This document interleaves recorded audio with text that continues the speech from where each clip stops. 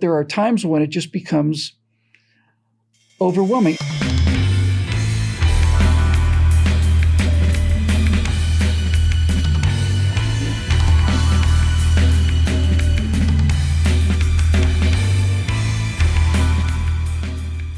Hi, everybody. Welcome to the Virtue Signal. I'm Bill Whittle with my friend Alfonso Rachel, and you probably know the drill by now. So you ever have one of those days when you should have stood in bed, or weeks or months? It's been just brutal time here in the happy camp, and for a while now. So why don't we talk about something that's relatively new to me, but I'm sure you've had more experience with. Why don't we talk about this idea of faith, and not necessarily faith with a capital F, as in religious faith, although we'll get to that, no doubt. But I'm talking now more about just a belief that things will turn out okay. I think that for a lot of people, and I think I'm one of them, there's something we didn't get when we were growing up. We just didn't get it from our parents. And I think what it was a sense that, don't worry, there's always going to be somebody there to catch you. You may fall, but you won't hit the ground. I think for a lot of people like me, and I think a lot of people with big addiction problems and other imbalances suffer in a way that maybe I think a lot of regular people don't, because they are convinced pretty much all the time that they're going to hit the ground. I mean, it's just really, really hard to stay optimistic about things sometimes. And I've been much, much better at this, and I'm still riding the pony. But it's been tough lately. What do you think about that belief that things will turn out well, and you should just essentially, certainly not stop trying. That's not at all it. But at least, just trust that things are going to be okay. Indeed, man. I mean, well, we're supposed to. It's not a point of keeping on going until you can't take it anymore. It's a point of keep on going until you can't. That's a whole different kettle of fish. Yeah. That's what this stuff is made of. And, the word tells us to endure in faith until the end. What that tells us is that, some uncomfortable stuff is going to come your way. It's interesting, when the Lord leaves, he says, when I leave, I'm going to send the comforter. Well, why would he need to send a comforter unless things were going to get very uncomfortable? He said, but I'm going to send the comforter to you. It makes me think of, I spoke a moment ago or a couple episodes ago, about a tornado that came through here. Mm-hmm. And, and the thing is like, they talk about like it's rare, they don't have like, shelters that you go to like where we are. And even the alert when it comes in, it says, hey, we got a tornado warning. Go ahead and get to your basements and get to your shelter. It's like, they don't make houses with basements around here, and they don't, and there's places. Great. Great advice. Thank you. I'll start digging. Exactly. Right. Stop, drop, and roll, duck and cover. What are you supposed to do? But after the fallout, of what this tornado had done in a area a little south of us, we figured, we would go and, volunteer with some cleanup, cause people's, their lives, they get ripped apart. Right. And, when we happened upon, one person's, we went into this one neighborhood, and we stopped and we helped this, this lady out there. And, long story short, prior to this, she had just lost her son. Oh my God. Her house, just torn up, by this. And, what do? Just keep on going. You just got to keep on. So, we're helping out and, helping this lady get her yard, cleaned up and whatnot. And, it was just in passing, like one of the things that she had said, she had made a point about, this is, Mother Nature. And I don't know what we did to tick her off. Oh, yeah, yeah. And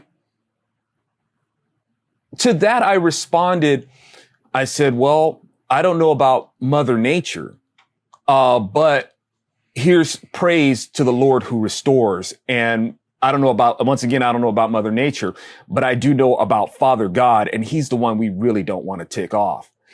And her face lit up, Bill. It lit up, and she was like, amen to that. You know, and it was like the strength that she drew from that, you know, and the way that she received it. And it's one of those things that it's like, you know, you think about the stuff that, as the saying goes, you know, I complained about having no shoes until I saw the person with no feet. Yeah, right. Exactly. And as you know, like I've said many times, this is earth. This is not heaven. Pain and suffering and disappointment and all that stuff is here. That's our neighbor. It's almost like it's the landlord. That's just the way that it is. And we're hoping for that day when we don't have to deal with these things anymore. And that day is available to us. And like I said, at this point, if we could just go ahead and have a carefree day, well, there'd be no point into a day that we could have all these things solved.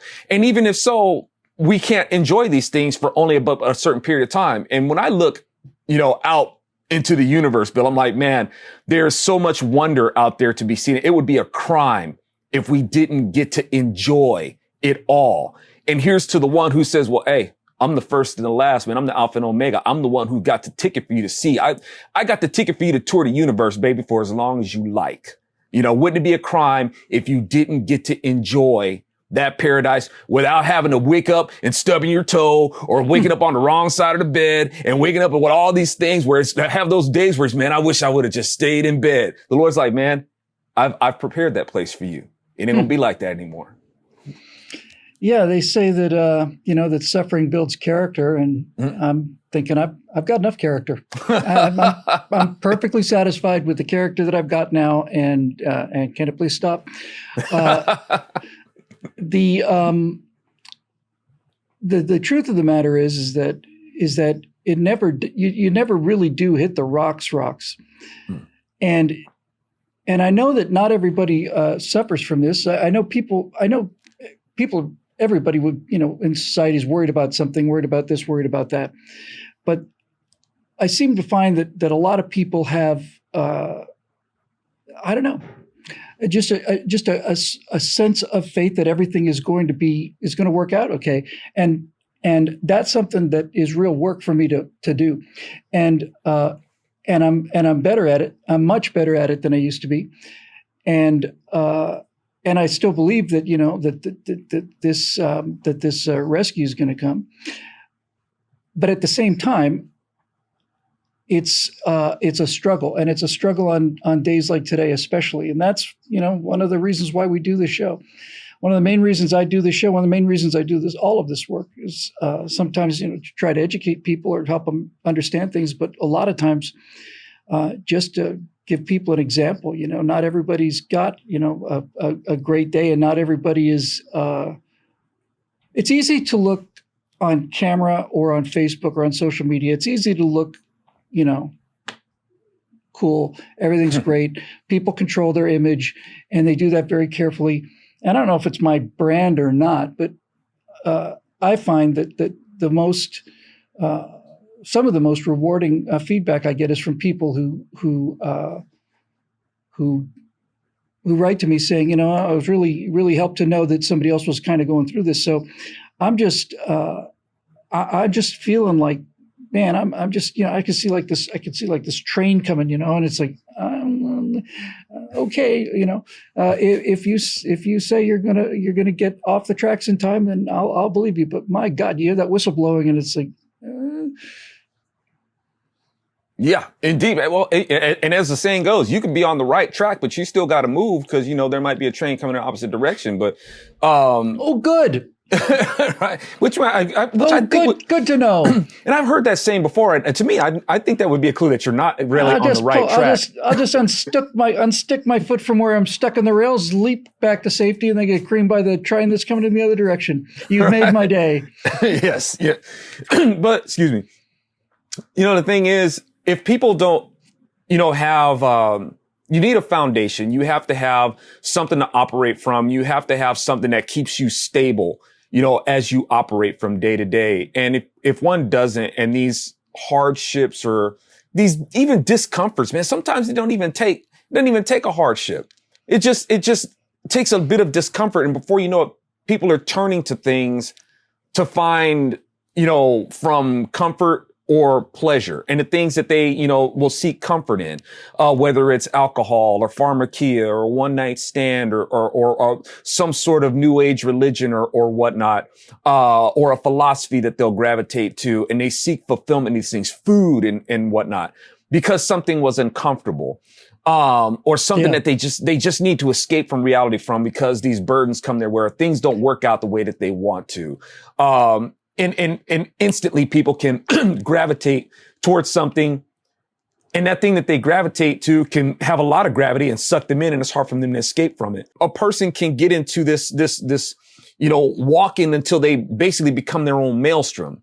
And just all they see is just, woe is me, and why is this always happening to me, and all these kinds of things. And, for me, and just like anybody else, man, I mean, we have things that we stumble on or get in our way. And, why does this have to be so hard? It looks so easy for everybody else. And how come these other people aren't dealing with these complications and whatnot? I'm not guilty of that. I know everybody. I was just talking about that a minute ago, how people always put on a good face, and you don't want to walk around like, weeping Willie all day. But I don't for a second think that anybody else has got it any easier. I don't think that at all. I know everybody's got their own problems they have to deal with. I'm certainly not unique, and I'm certainly not in the worst shape by any means. This kind of thing, though, this kind of worry and finding the faith to replace worry is different than depression. Depression is not connected to anything. I mean, a lot of people, when they talk to people who got a serious depression issue, people who've never had depression say, well, what's the matter? And you can't tell them anything. There's nothing, well, why are you so sad? Well, and for me, that kind of thing is like I can feel it coming on. It's like a storm out there over the ocean, and it's just heading in, and it's like, okay, it's going to be a rough 3 days as far as the weather's concerned, but then on the other end, I'll get out of it. This is different than that. This is the vicissitudes of the real world kind of intruding on my.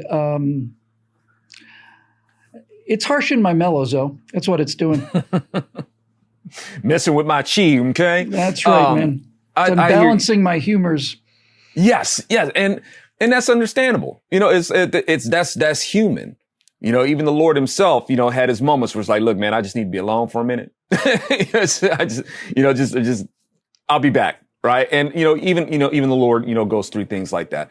And of course, even with himself, it's justifiable. He could explain, the things that, would upset him, and, and for us, just sometimes we may have these moods of melancholy. Man, I'm going through I'm actually kind of going through some melancholy right now, because, my wife, she's an acute asthmatic, and there's some other, autoimmune issues, and we've talked about these things with, with our fellowship, before in our studies. And, one of the things that she's trying to do is, is adjust her diet and basically reset your body. And one of the things that you're going to do is you're going to cut out, it's like the autoimmune protocol. Oh, wow. And some of our audience is familiar with these things. And there's a lot, and there's great testimonies for it, but because even like you were mentioning before, Bill, like you, when you were coming off of, COVID, you noticed that the food that you were eating was just like extremely sweet. Mm-hmm. And the things that they're packing with our food, Bill, is highly inflammatory to the body. So, basically, my wife is, trying to reset and just cut out a lot of those foods. Among those foods being sugar. And I love sugar. Right? Yeah, me too, man. And I want to be supportive of this, and I don't want to be a stumbling block. So, I try to participate with her because I don't want her to have the temptation, because she loves sugar too. And, man, I'm telling you what, I heard a comedian once say, there's this thing that's, holding the country together. I think it's called, carbohydrates, carbs. And, when you ain't got carbs, man, when you're not eating sugar and you're not eating carbs, it can mess with your mood. No, it can. And I'm definitely not coming off a sugar high. And you're right about the sugar, by the way. I was, we went to the San Diego Zoo for, Natasha's birthday's on the 6th. Mine was on the 7th. Went down to San Diego Zoo, and I was looking at the kids there, and I saw almost all the kids I saw were overweight. And I looked at this one kid who was less overweight than the rest of the kids. Mm.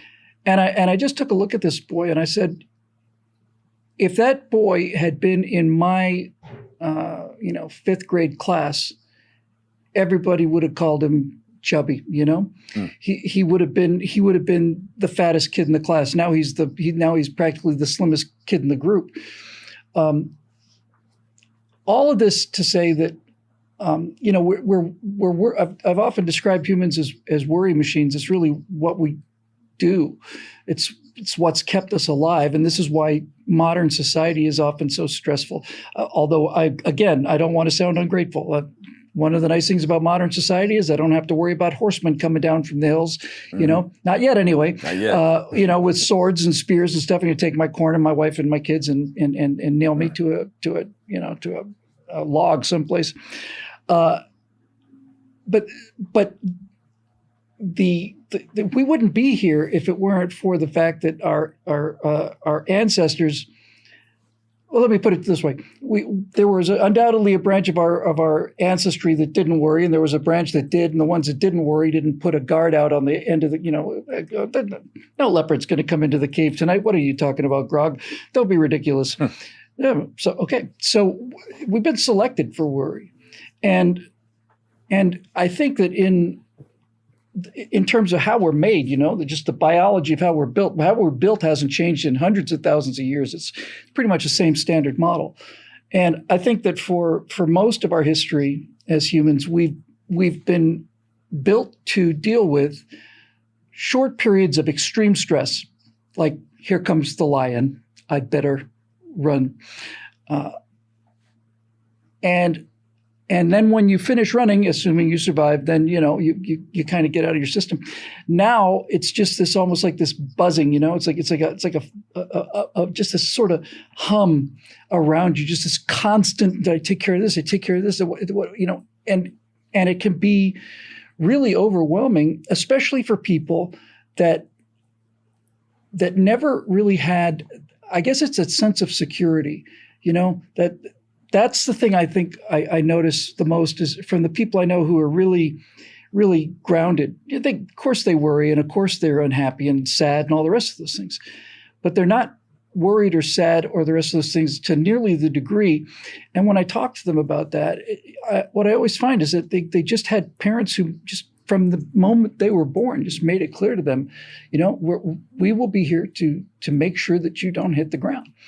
And without those things, it's a whole different world. You can largely learn how to do this, and I think I've done pretty well for myself, but there are times when it just becomes overwhelming. And so back to the title of the show, right? You know, this episode, faith. It's like for some people, faith that things will turn out okay is innate in them. And for others of us, it's a learned belief system. And I still believe it, but my belief doesn't consist. You know, I believe that the things are going to turn out okay, but my belief is not predicated on having this internal belief. My belief is because I'm reading the book on how to have faith as fast as I can turn the pages. You know. Yeah, well, I guess as the saying goes, you know, hope for the best, expect the worst, but. You know, it's like, for me, yes, I have this book that I go to, and this book is kind of like my spiritual comfort food. Interesting that the Lord, you know, speaks of himself as, and when he talks about the law, you know, we talk about the law, it's like honey, you know, Lord, your law, your word is like honey in my mouth. And it's great because I love things that are sweet. Mm-hmm. You know, and it's, you know, the Lord who represents as the bread. I mean, we're thinking about, like I said, we're talking about comfort food, bread, wine, honey. The Lord wants us to lean on these things as the world is going to be difficult. Like the Lord says, the world hates you. It hated me first. All right. That's just the way that it is. That's, you know, that's how it is in the natural. And it's interesting, you know, when you mention that these things, they buzz in your head. It's like all these, whether it's anxieties, whether it's even temptations, these things, they just constantly buzz around your head like a fly that doesn't know when to go away. It doesn't take a hint. And interestingly enough, that's what Beelzebul means. Lord of the flies. Yeah. And that's what he does. He's constantly trying to lay maggots in your mind. That helps, man. No, that really does. That helps a lot. That's who he is, right? It's just always in your eyes, always in your ears, and just keeps you in a state of worry or temptation. He will not leave you the hell alone, right? And also, Interestingly enough, his name is also Belial, which means Lord of the Forest. So in the forest, an enchanting place, is a place where you can get lost. You go in, and before you know it, you are lost in this forest. And a lot of people, just like I was talking about earlier, Bill, the forest tends to it lends itself to a lot of fantastical ideas about spirituality, getting in touch with nature, and pursuing other things that people will think will give them peace or, an awakening or being woke or whichever. And what happens is more and more they go down this road and they get lost in the forest and can't see the forest through the trees. Interestingly enough, is why the devil himself is also called Belial.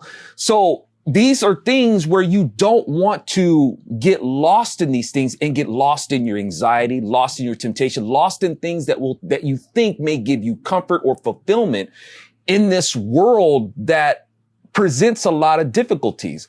Now, these difficulties can either break a person down, or they can make a person stronger. You want to become, better, not bitter, right? And one has to be careful that in becoming stronger, you don't want to become calloused at the same time. Yeah, that's a problem. And like, even my instructor, would tell me, he's like, and it was weird because I've spoken about my instructor. And remember the first time I shook his hand, there was just kind of like this, the angle of his handshake, kind of took me off balance. But it's like his hands were like, they were like, man, you don't even have like workers' hands. They're not calloused or anything like that. And his philosophy behind that was like, why would I want to destroy my hands? I need my hands, man. Your hands need to be sensitive. What good is a person in combat if they don't even have the feeling of their hands to be able to pick up a penny? Well, that's something to think about. I don't want my hands all blistered and my knuckles all torn up and stuff like that. I can get down without doing all that. So that's saying we don't want to gain strength by being calloused, and we need a foundation for that helps us, because the Lord himself he was a man full of compassion, but he also lets look, man, I can just speak and knock you on your behind. Okay. But for all intents and purposes, I'm here to show mercy. I came riding in on a donkey, to show you mercy. I'm the king on a donkey. I didn't come riding in on a white horse. So, but just to let you guys know, things can get really rough. And if you want to be able to handle the roughness, you want to handle the rough seas, don't freak out. Be still. Know that I am God. I'm the one who could speak to the storm and tell the wind to cool down my soup. Okay. Just relax. I got this. Right. But just know that this is the world. This isn't heaven. Well, that's sound advice, man. And as always, it helps. Every time I talk to you, I always feel better.